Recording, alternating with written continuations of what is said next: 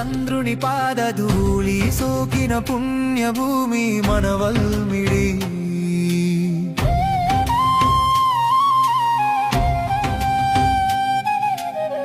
ఆది కవి వాల్మీకి తపస్సు పండిన దివ్య క్షేత్రం ఈ వల్మిడి.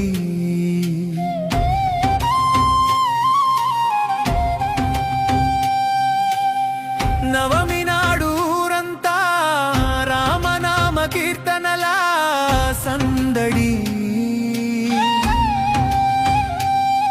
కనులారా చూడాలి వైభవం, ఇది భక్తి సామ్రాజ్య రథసారథి.